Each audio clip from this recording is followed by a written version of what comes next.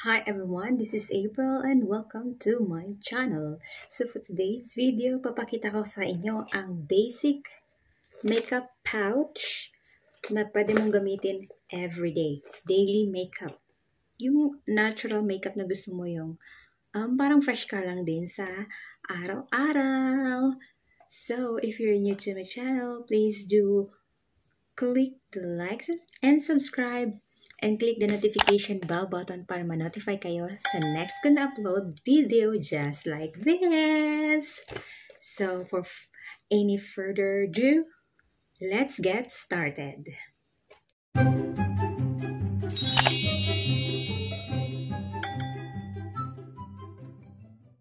So, meron ako ditong isang pouch na ginagamit ko to everyday, daily look ko, ganon. So, ngayon, katatapos ko lang naghilamos, nag-skincare, naglagay ng day serum sunblock. So, hindi ko na yung pinakita. Skip na natin yan para hindi na masyadong mahaba tong video na to. Tingnan natin kung anong laman ito. Laman, medyo marami rin siya. Na natin is, meron tayong BB cream. Dati hindi ko alam gumamit ng BB cream. Ang ginagamit ko, foundation. Pero, masyadong heavy yun siya kapag everyday. Ang foundation, good lang siya kung may mga occasion. Parang nagkaklag kasi sa skin mo pag everyday mo siyang gamitin. O tint cream na may SPF, pwede rin yun. Or itong BB cream. Pwede pang everyday. Ito yung una.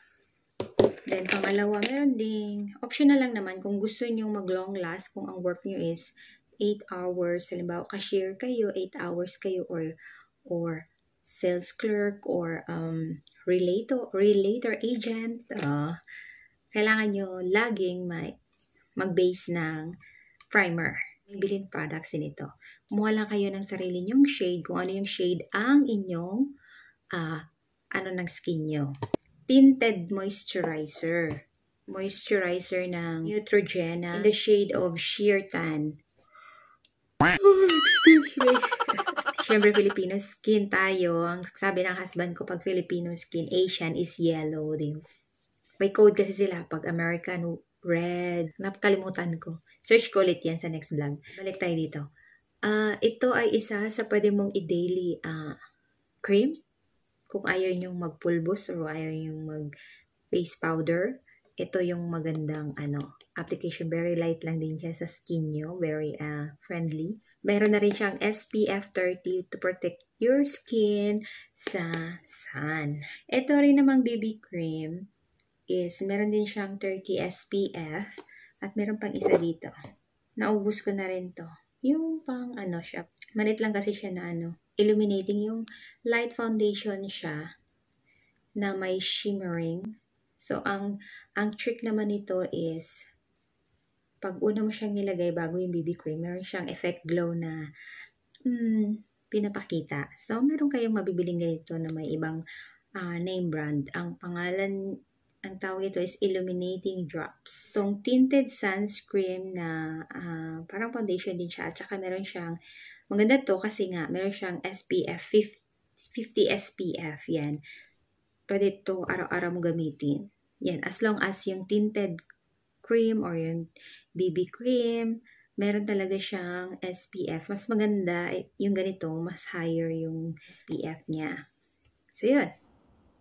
Pwede rin yung i-apply na ganyan. Naglalagay ako ng concealer. Pala tayong si BB cream. Then, is nakadepende yun sa ng skin nyo. Yung yung BB cream is yung yan, para lang din siyang foundation pero very light and ganyan. Very light lang siya, yung parang water ba siya. Ang ganda niya. Tapos dito pataas din pa ganyan para ma-illuminate para matangos talaga yung ilong nyo, di ba? Then, pwede na kayong maglagay ng pressed powder dyan na side. Pero ako, hindi pa ako tapos. Tuturuan ko pa kayo sa powder na contour dito na side bago tayo magpa-powder. So, ito yung gamit ko. Hanap tayo ng brush. Ito yung napili kong brush para sa contour. Gamitin kong ganon pagpag yung excess na. Kita nyo to, ito, tong ano ng tenga nyo. Diyan nyo lang lalagay yung inyong contour. Hanggang dyan lang. Tsaman dyan lang. Pwede rin kayong gaganon. Sa'yo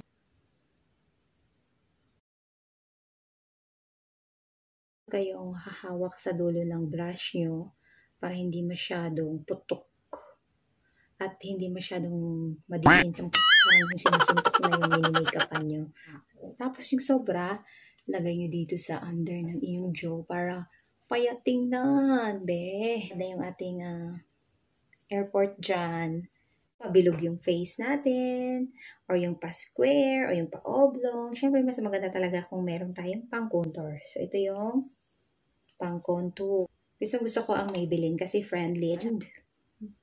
Maybelline yung una kong ginagamit na kilay brush.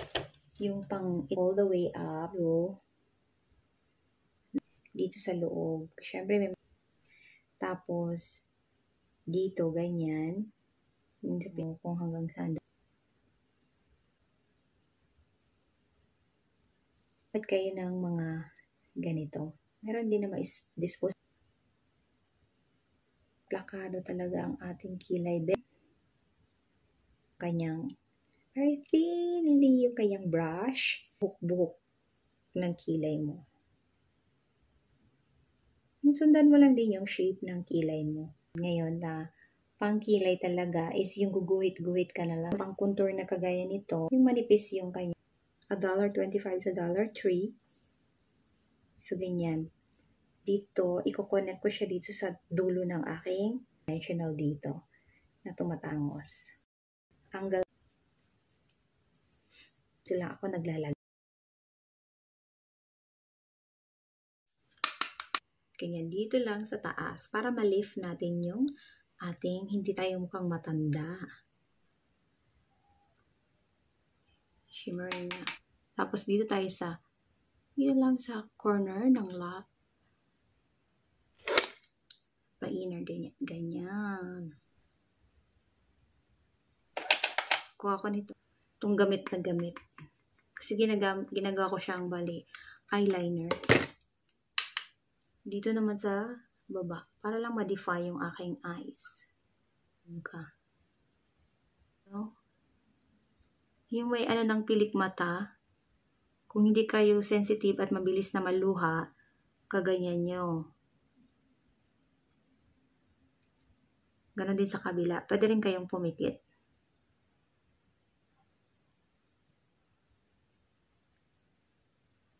Pero ako sanay na kasi ako kaya ayaw kong pumikit. Gusto ko nakikita siya. Tapos biniblend in ko siya at saka palabas para magiging siya, detail na parang wing liner. Ika-curler bago tayo mag-mascara. Lagyan nyo ng mascara ang inyong mata para magiging catchy and open yung mata nyo. Ako para ma-define yung aking lips. So, lip liner. Depende sa inyo kung anong gusto nyong lip liner. Itang gamit ko is Maybelline na shade 125 Magnetic Mauve. Kasi neutral lang siya na may pagka-pink, may pagka-brown, something ganun. And then, lipstick is yung red. Pero pwede na rin kayong lip gloss. Pero ako gusto ko to. Lashes extension. Nasa inyo na yan. Pero kung daily looks lang naman, mascara is more easier. Kasi gaganon mo lang siya. Tapos mascara and then go. Lumayas ka na. Lumipad ka na sa mga appointments mo. Ganon. Butok pa yung pisngi nyo. So maglalagay tayo ng blush. Ito ay e.l.f. blush. In the shade of Rose Slay. Yan, bago pa to. Hindi pa nagagamit. So, papress mo lang siya sa puwet niya. Lalabas yung niya, blush. Ayan, lalabas na. Yan. Tapos, lalagay natin dito sa cheek, mga dalawa lang. Yan. Lagyan natin yung isa. Kasi meron siyang yung parang shimmering din. Tapos, gaganon lang natin sa kamay. Pwede din sa kamay. Para din siyang highlighter added. Yan, na-lift yung iyong face nge. Don't forget to spray, setting spray sa face nyo para hindi mag-move yung inyong makeup. Kahit na daily makeup yan. You need to protect your skin.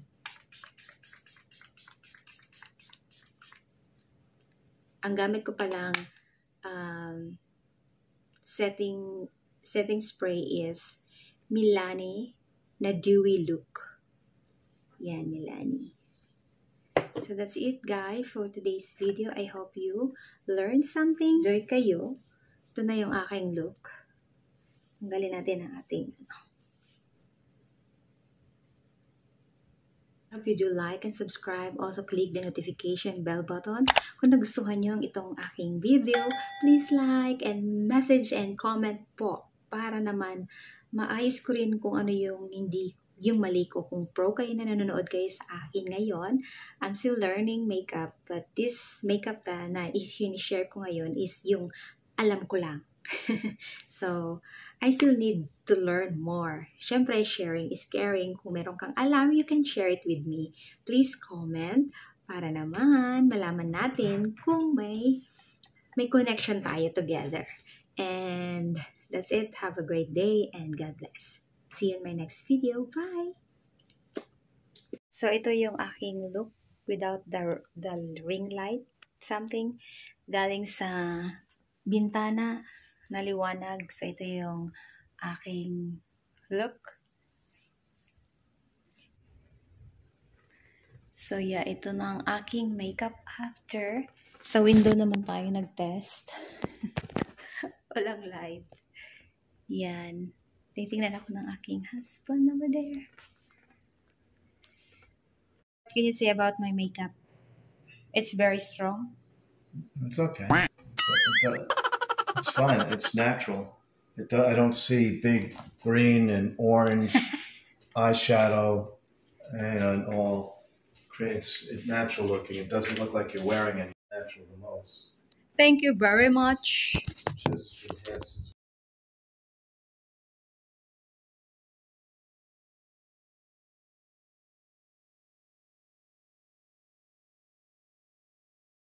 So, ito yung aking final look. Basic makeup. Huwag niyang bawasan. Pwede nasa inyo na yan kung paano nyo i-minimize yung inyong application ng inyong makeup. Pero sa akin, ito yung gusto ko. Sometimes naman wala lang. Minsan blush on lang at saka sa mata, eyeliner, kilay, ganyan lang ako. Lip gloss. Pero this time, pinakita ko lang sa inyo yung basic na pwede nyo gawin pag nagpunta kayo ng dinner with jowa, dinner with husband, or punta kayo ng mga birthday party or ng mga parties. Ganito, okay na tong ganito na looks. I'll tell you. Yeah. So, kailangan din i-blend nyo yung pag naglagay kayo ng BB cream or light na foundation dito, sasalin nyo yung leeg nyo para pantay. Okay? Sa akin kasi hindi ko na sinali kasi nga, ano lang naman to, simple makeup, tutorial for beginner, oh, diba? So that's it guys. Thank you for watching. Babush!